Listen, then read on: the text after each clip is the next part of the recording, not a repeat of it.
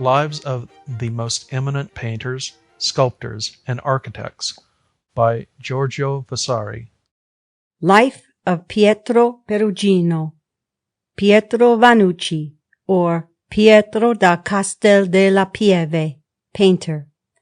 How great a benefit poverty may be to men of genius, and how potent a force it may be to make them become excellent, nay perfect, in the exercise of any faculty whatsoever, can be seen clearly enough in the actions of Pietro Perugino, who, flying from the extremity of distress at Perugia, and betaking himself to Florence, in the desire to attain to some distinction by means of his talent, remained for many months without any other bed than a miserable chest to sleep in, turning night into day, and devoting himself with the greatest ardour to the unceasing study of his profession. And having made a habit of this, he knew no other pleasure than to labour continually at his art, and to be for ever painting. For, with the fear of poverty constantly before his eyes, he would do for gain such work as he would probably not have looked at if he had possessed the wherewithal to live. Riches, indeed, might perchance have closed the path on which his talent should advance towards excellence, no less effectually than poverty opened it to him, while necessity spurred him on in his desire to rise from so low and miserable a condition, if not to supreme eminence, at least to a rank in which he might have the means of life. For this reason he never took heed of cold, of hunger, of hardship, of discomfort, of fatigue, or of ridicule, if only he might one day live in ease and repose, ever saying, as it were by way of proverb, that after bad weather there must come the good, and that during the good men build the houses that are to shelter them when there is need. But in order that the rise of this craftsman may be better known, let me begin with his origin, and relate that, according to common report, there was born in the city of Perugia to a poor man of Castello della Pieve, named Cristofano, a son who was baptized with the name of Pietro.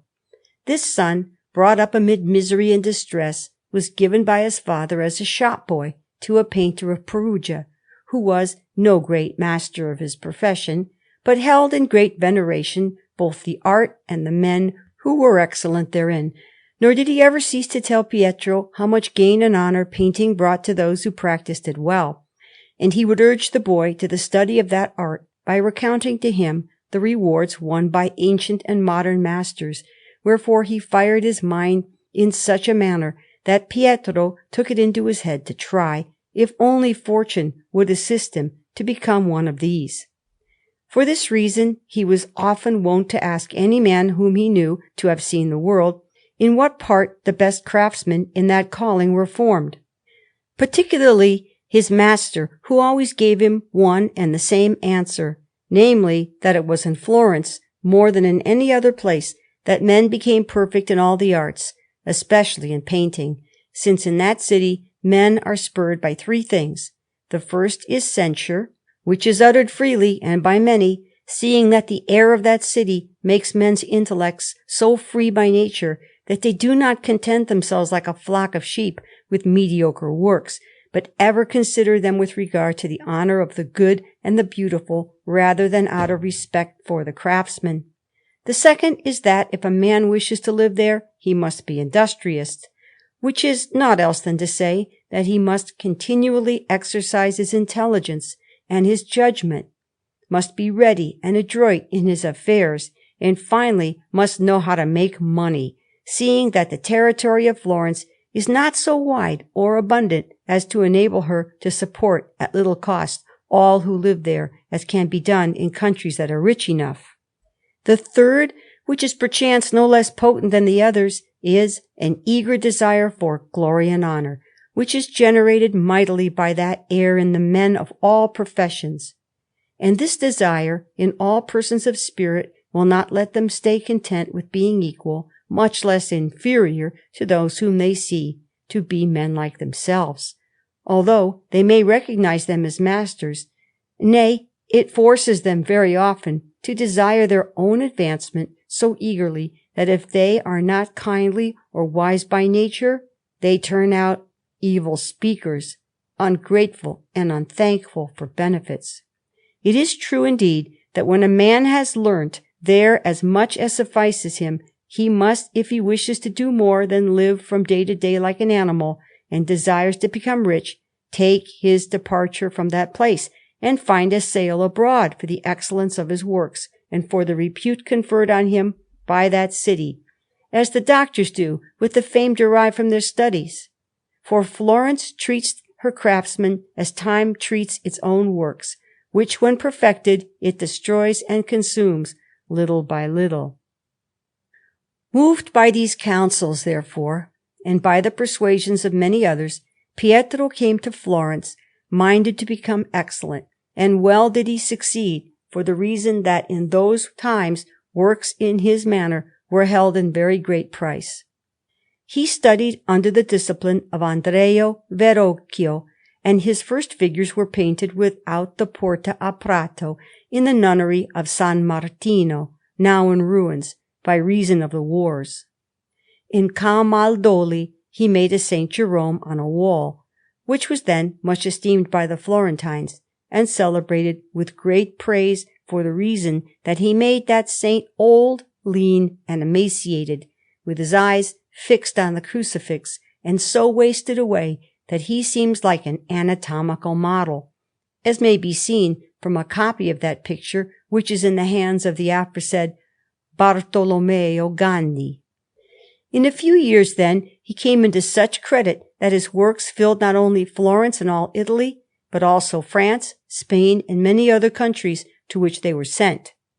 Wherefore, his paintings being held in very great price and repute, merchants began to buy them up wholesale, and to send them abroad to various countries, to their own great gain and profit. For the nuns of Santa Chiara he painted a Dead Christ on a panel, with such lovely and novel colouring that he made the craftsman believe that he would become excellent and marvellous. In this work there are seen some most beautiful heads of old men, and likewise certain figures of the Marys, who, having ceased to weep, are contemplating the dead Jesus with extraordinary awe and love, not to mention that he made therein a landscape that was then held most beautiful, because the true method of making them, such as it appeared later, had not yet been seen. It is said that Francesco del Pugliese offered to give to the aforesaid nuns 3 times as much money as they had paid to Pietro, and to have a similar one made for them by the same man's hand, but that they would not consent, because Pietro said that he did not believe he could equal it. There were also many things by the hand of Pietro in the convent of the Frati Gesuati, without the Porta a Pinti, and since the said church and convent are now in ruins, I do not wish with this occasion, and before I proceed further with this life, to grudge the labour of giving some little account of them. This church, then, the architect of which was Antonio di Giorgio of Settignano, was 40 braccia long and 20 wide. At the upper end one ascended by 4 treads, or rather steps, to a platform 6 braccia in extent, on which stood the high altar with many ornaments carved in stone. And on the said altar was a panel with a rich ornament by the hand, as has been related, of Domenico Ghirlandaio. In the centre of the church was a partition wall with a door wrought in open work from the middle upwards, on either side of which was an altar, while over either altar, as will be told, there stood a panel by the hand of Pietro Perugino. Over the said door was a most beautiful crucifix by the hand of Benedetto da Maiano, with a Madonna on one side and a St. John on the other, both in relief. Before the said platform of the high altar and against the said partition wall was a choir of the Doric order, very well wrought in walnut wood, and over the principal door of the church there was another choir which rested on well-strengthened woodwork, with the underpart forming a ceiling, or rather soffit, beautifully partitioned, and with a row of balustrades acting as parapet to the front of the choir, which faced toward the high altar. This choir was very convenient to the friars of that convent for holding their night services, for saying their individual prayers, and likewise for weekdays. Over the principal door of the church, which was made with most beautiful ornaments of stone, and had a portico in front, raised on columns, which made a covered way as far as the door of the convent, was a lunette with a very beautiful figure of San Giusto, the bishop, and an angel on either side, by the hand of the illuminator Gherardo, and this because that church was dedicated to the said San Giusto, and within it those friars preserved a relic of that saint, that is, an arm. At the entrance of the convent was a little cloister of exactly the same size as the church, namely 40 braccia long and 20 wide, with arches and vaulting going right round, and supported by columns of stone, thus making a spacious and most commodious loggia on every side. In the centre of the court of this cloister, which was all neatly paved with squared stone, was a very beautiful well with a loggia above, which likewise rested on columns of stone, and made a rich and beautiful ornament. In this cloister were the chapter house of the friars, the side door of entrance into the church, and the stairs that ascended to the dormitory, and other rooms for the use of the friars. On the farther side of this cloister, in a straight line with the principal door of the convent, was a passage as long as the chapter house and the steward's room put together, leading into another cloister, larger and more beautiful than the first. And the whole of this straight line, that is, the 40 braccia of the loggia of the first cloister, the passage, and the line of the second cloister, made a very long enfilade, more beautiful than words can tell. And the rather as from that farther cloister, in the same straight line, there issued a garden walk 200 braccia in length, and all this, as one came from the principal door of the convent, made a marvellous view. In the said second cloister was a refectory, 60 braccia long and 18 wide, with all those well-appointed rooms and, as the friars call them, offices, which were required in such a convent. Over this was a dormitory in the shape of a T, one part of which, namely the principal part in the direct line, which was 60 braccia long, was double. That is to say, it had cells on either side, and at the upper end, in a space of 15 braccia, was an oratory, over the altar of which there was a panel by the hand of Pietro Perugino, and over the door of this oratory was another work by the same man's hand in fresco, as will be told. And on the same floor, above the chapter house, was a large room where those fathers worked at making glass windows, with the little furnaces and other conveniences that were necessary for such an industry. And since while Pietro lived he made the cartoons for many of their works,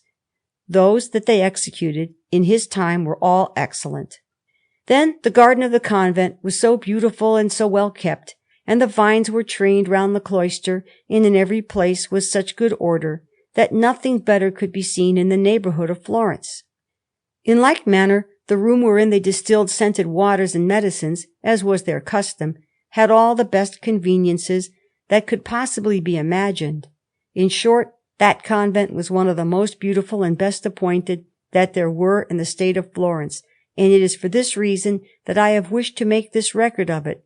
and the rather as the greater part of the pictures that were therein were by the hand of our Pietro Perugino.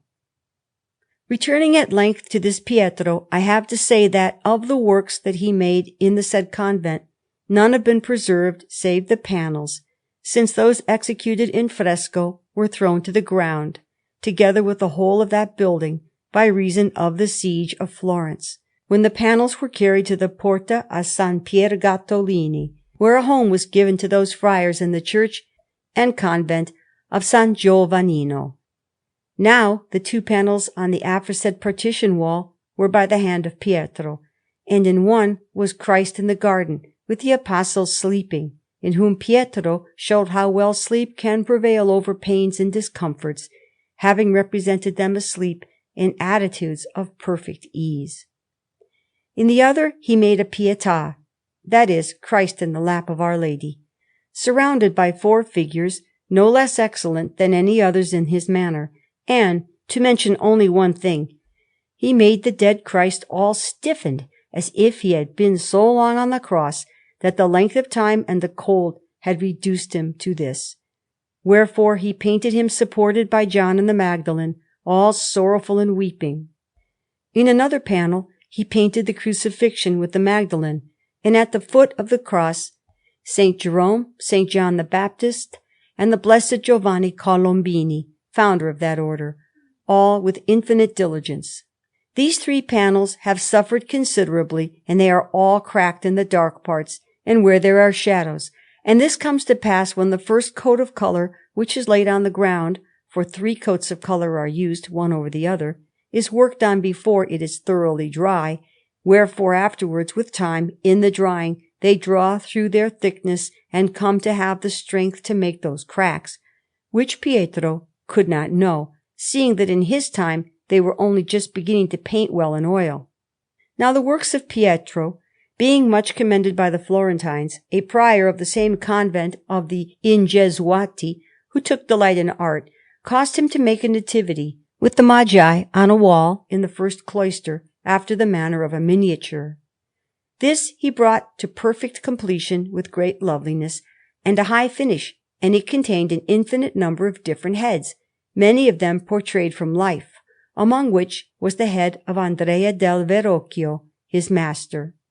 In the same court, over the arches of the columns, he made a frieze with heads of the size of life, very well executed, among which was one of the said prior, so lifelike and wrought in so good a manner that it was judged by the most experienced craftsmen to be the best thing that Pietro ever made.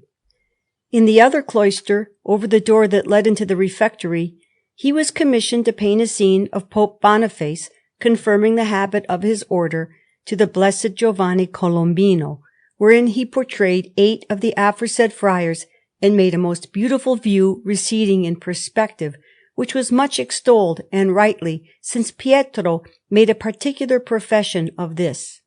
In another scene, below the first, he began a Nativity of Christ, with certain angels and shepherds, wrought with the freshest colouring, and in an arch over the door of the aforesaid oratory he made 3 half-length figures, Our Lady, St. Jerome, and the Blessed Giovanni, with so beautiful a manner that this was held to be one of the best mural paintings that Pietro ever wrought. The said prior, so I once heard tell, was very excellent at making ultramarine blues, and therefore, having an abundance of them, he desired that Pietro should use them freely in all the above-mentioned works. But he was nevertheless so mean and suspicious that he would never trust Pietro, and always insisted on being present when he was using blue in the work.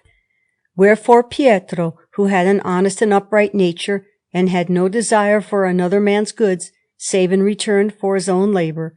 took the prior's distrust very ill, and resolved to put him to shame.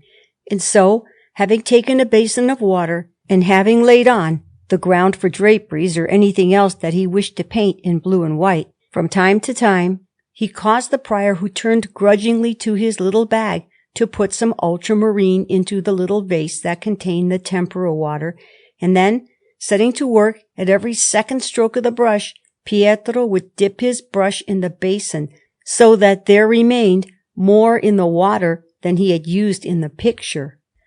The prior, who saw his little bag becoming empty without much to show for it in the work, kept saying time after time, "Oh, what a quantity of ultramarine this plaster consumes!" "Does it not?" Pietro would answer. After the departure of the prior, Pietro took the ultramarine from the bottom of the basin and gave it back to him when he thought the time had come, saying, "Father, this is yours.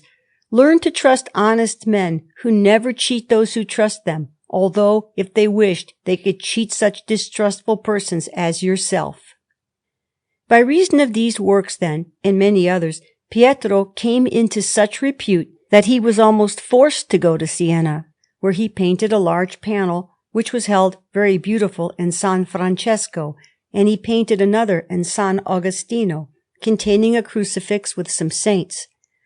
A little time after this, for the church of San Gallo in Florence, he painted a panel picture of St. Jerome in penitence, which is now in San Jacopo tra Fossi, where the aforesaid friars live. near the Canto degli Alberti. He was commissioned to paint a Dead Christ with the Madonna and St. John above the steps of the side door of San Pietro Maggiore, and this he wrought in such a manner that it has been preserved, although exposed to rain and wind, as fresh as if it had only just been finished by Pietro's hand. Truly intelligent was Pietro's understanding of colour, both in fresco and in oil, wherefore all experienced craftsmen are indebted to him, for it is through him that they have knowledge of the lights that are seen throughout his works. In Santa Croce, in the same city, he made a Pietà, that is, Our Lady with the Dead Christ in her arms, with two figures which are marvellous to behold, not so much for their excellence as for the fact that they have remained so fresh and vivid in colouring, painted as they are in fresco. He was commissioned by Bernardino de Rossi, a citizen of Florence, to paint a Saint Sebastian to be sent into France, the price agreed on being 100 gold crowns. But this work was sold by Bernardino to the King of France for 400 gold ducats. At Vallombrosa he painted a panel for the high altar, and in the Certosa of Pavia likewise he executed a panel for the friars of that place.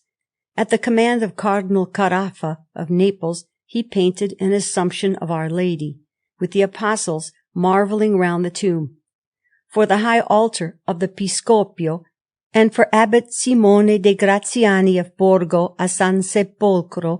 he executed a large panel which was painted in Florence and then borne to San Giglio in the Borgo on the shoulders of porters, at very great expense. To San Giovanni in Monte at Bologna he sent a panel with certain figures standing upright and a Madonna in the sky. Thereupon the fame of Pietro spread so widely throughout Italy and abroad that to his great glory he was summoned to Rome by Pope Sixtus IV to work in his chapel in company with the other excellent craftsmen. There, in company with Don Bartolomeo della Gatta, abbot of San Clemente at Arezzo, he painted the scene of Christ giving the keys to St. Peter, and likewise the Nativity and Baptism of Christ, and the birth of Moses with the daughter of Pharaoh finding him in the little ark. And on the same wall where the altar is, he painted a mural picture of the Assumption of Our Lady, with a portrait of Pope Sixtus on his knees.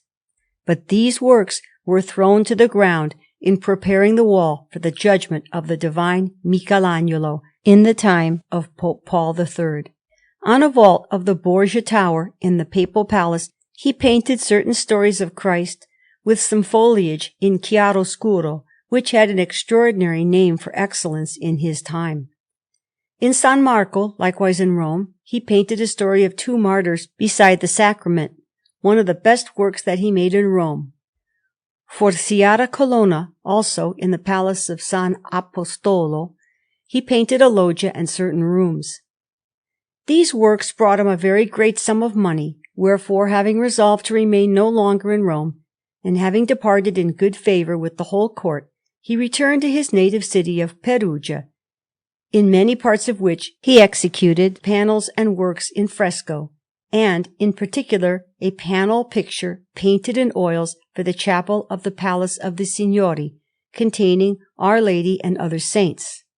In San Francesco del Monte he painted two chapels in fresco, one with the story of the Magi, going to make offering to Christ, and the other with the martyrdom of certain friars of St. Francis, who, going to the Soldan of Babylon, were put to death.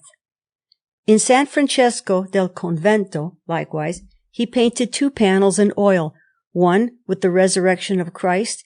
and the other with St. John the Baptist and other saints.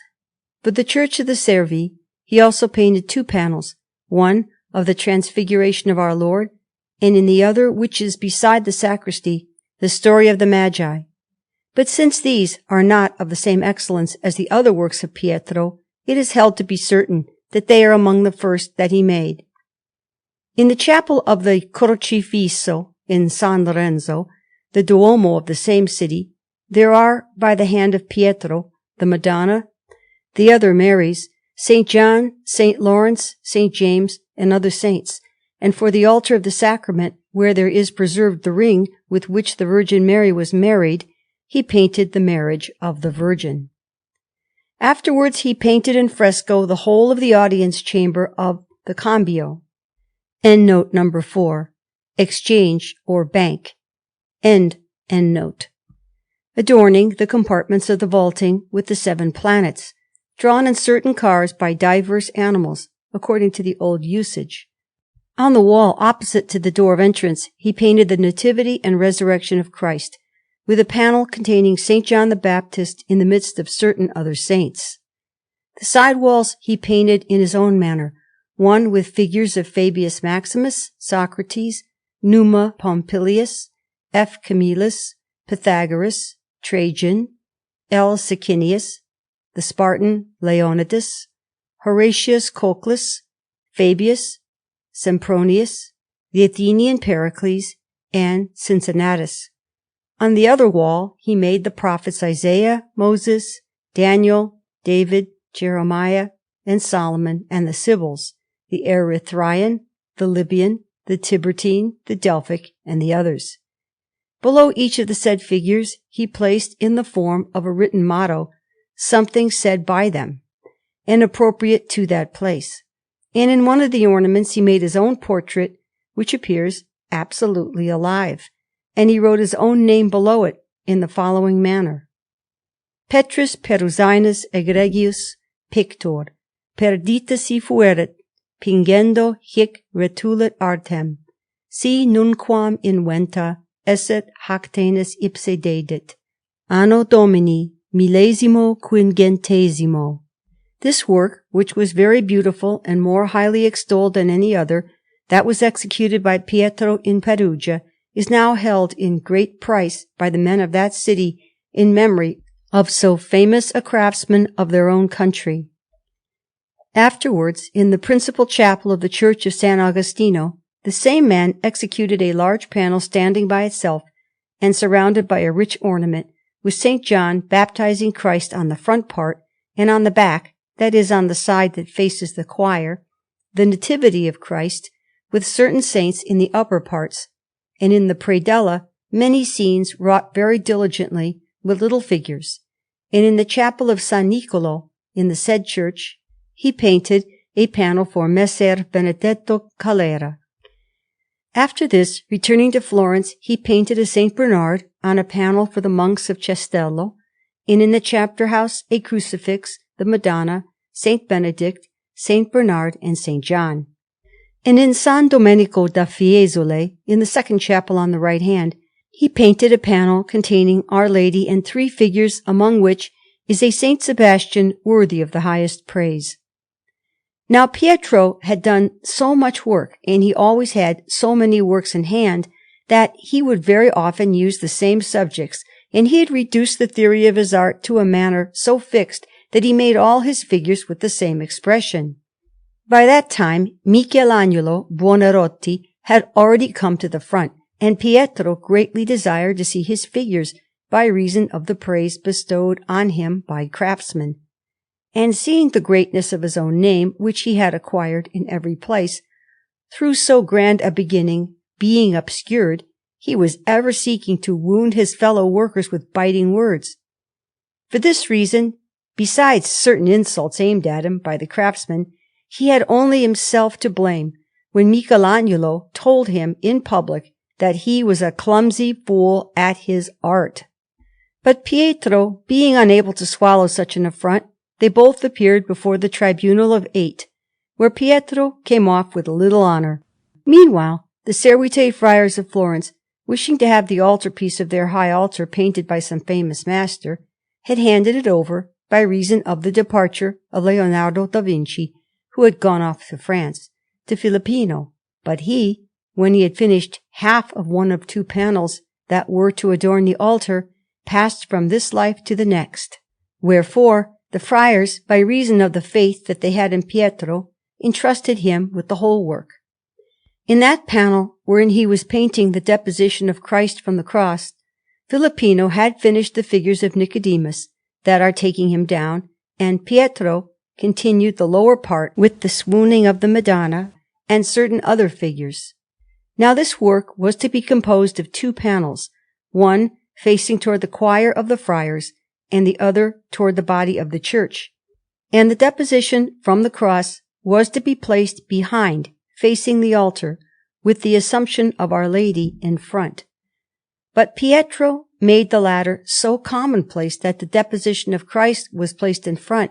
and the Assumption on the side of the choir. These panels have now been removed, both one and the other, and replaced by the tabernacle of the sacrament.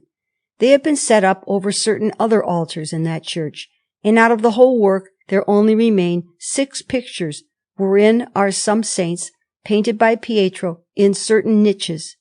It is said that when the work was unveiled, it received no little censure from all the new craftsmen, particularly because Pietro had availed himself of those figures that he had been wont to use in other pictures, with which his friends twitted him, saying that he had taken no pains, and that he had abandoned the good method of working, either through avarice or to save time. To this Pietro would answer, "I have used the figures that you have at other times praised, and which have given you infinite pleasure. If now they do not please you, and you do not praise them, what can I do?" End quote. But they kept assailing him bitterly with sonnets and open insults, whereupon, although now old, he departed from Florence and returned to Perugia. There he executed certain works in fresco in the church of San Severo, a place belonging to the monks of the order of Camaldoli, wherein Raphael da Urbino, when quite young and still a disciple of Pietro, had painted certain figures, as will be told in his life. Pietro likewise worked at Montone, at La Fratta, and in many other places in the district of Perugia, more particularly in Santa Maria degli Angeli at Assisi, where he painted in fresco a Christ on the cross, with many figures on the wall at the back of the chapel of the Madonna, which faces the choir of the monks. And for the high altar of the church of San Pietro, an abbey of Black Friars in Perugia, he painted a large panel containing the Ascension, with the apostles below gazing up to heaven, in the predella of which panel are 3 stories wrought with much diligence, namely that of the Magi, the baptism of Christ, and his resurrection. The whole of this picture is seen to be full of beautiful and careful work, insomuch that it is the best of those wrought in oil by the hand of Pietro, which are in Perugia. The same man began a work in fresco of no small importance at Castello della Pieve, but did not finish it.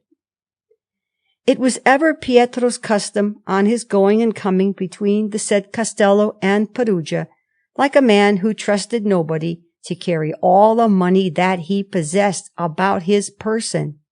Wherefore certain men, lying in wait for him at a pass, robbed him. But at his earnest entreaty, they spared his life for the love of God, and afterwards, by means of the services of his friends, who were numerous enough, he also recovered a great part of the money that had been taken from him. But none the less he came near dying of vexation. Pietro was a man of very little religion, and he could never be made to believe in the immortality of the soul. Nay, with words in keeping with his head of granite, he rejected most obstinately every good suggestion.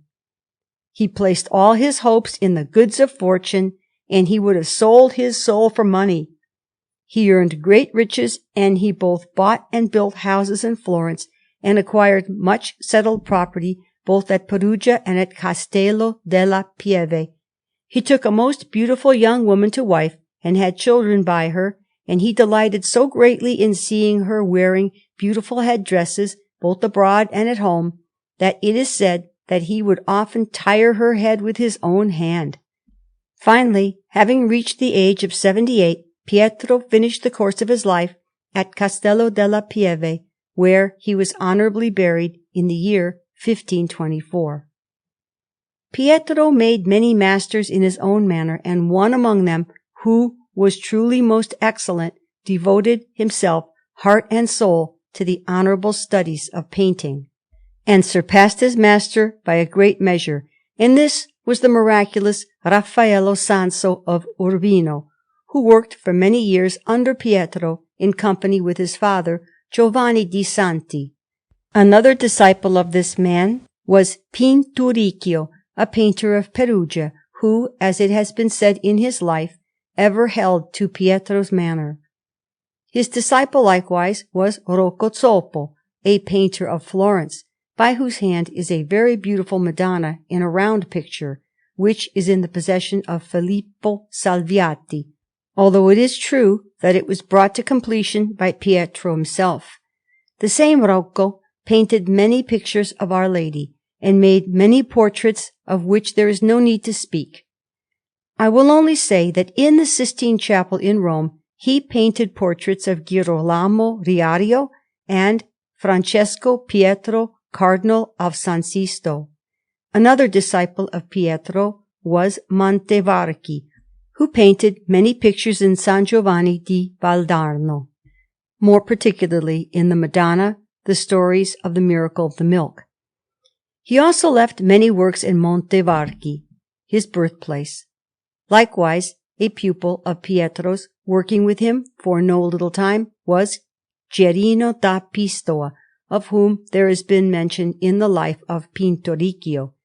And so also was Baccio Ubertino of Florence, who was most diligent both in colouring and in drawing, for which reason Pietro made much use of him. By this man's hand is a drawing in our book, done with the pen, of Christ being scourged at the column, which is a very lovely thing. A brother of this Baccio, and likewise a disciple of Pietro, was Francesco, called Il Bacchiacca, by way of surname, who was a most diligent master of little figures, as may be seen in many works wrought by him in Florence, above all in the house of Giovan Maria Benintendi, and in that of Pier Francesco Borgherini. Bacchiacca delighted in painting grotesques, wherefore he covered a little cabinet belonging to the Lord Duke Cosimo with animals and rare plants, drawn from nature, which are held very beautiful. Besides this, he made the cartoons for many tapestries, which were afterwards woven in silk by the Flemish master Giovanni Rosto for the apartments of His Excellency's palace. Still another disciple of Pietro was the Spaniard Giovanni, called Lo Spagna, by way of surname, who was a better colourist than any of the others whom Pietro left behind him at his death, after which this Giovanni would have settled in Perugia, if the envy of the painters of that city, so hostile to strangers, had not persecuted him in such wise as to force him to retire to Spoleto, where by reason of his excellence and virtue he obtained a wife of good family, and was made a citizen of that city. He made many works in that place, and likewise in all the other cities of Umbria, and at Assisi, in the lower church of San Francesco, he painted the panel of the chapel of Santa Caterina for the Spanish Cardinal Egidio, and also one in San Damiano. In Santa Maria degli Angeli, in the little chapel where St. Francis died, he painted some half-length figures of the size of life, that is, certain companions of St. Francis and other saints, all very lifelike, on either side of St. Francis in relief. But the best master among all the aforesaid disciples of Pietro was Andrea Luigi of Assisi, called L'Ingegno, who in his early youth competed with Raffaello da Urbino under the discipline of Pietro, who always employed him in the most important pictures that he made, as may be seen in the audience chamber of the Cambio in Perugia, where there are some very beautiful figures by his hand, in those that he wrought at Assisi, and finally in the chapel of Pope Sixtus at Rome.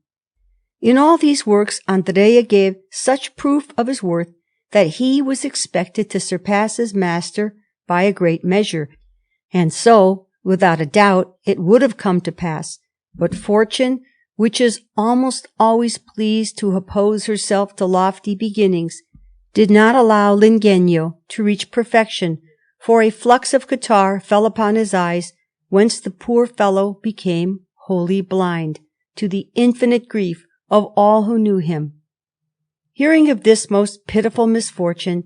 Pope Sixtus, like a man who ever loved men of talent, ordained that a yearly provision should be paid to Andrea in Assisi during his lifetime by those who managed the revenues there, and this was done until he died at the age of 86.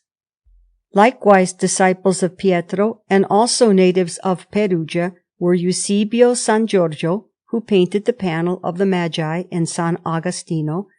Domenico di Paris,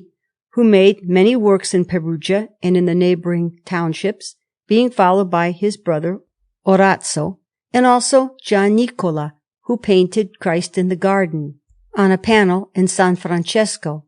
the panel of Ognissanti in the chapel of the Baglioni in San Domenico, and stories of St. John the Baptist in fresco in the chapel of the Cambio. Benedetto Caporali, otherwise called Biti, was also a disciple of Pietro, and there are many pictures by his hand in his native city of Perugia. And he occupied himself so greatly with architecture that he not only executed many works,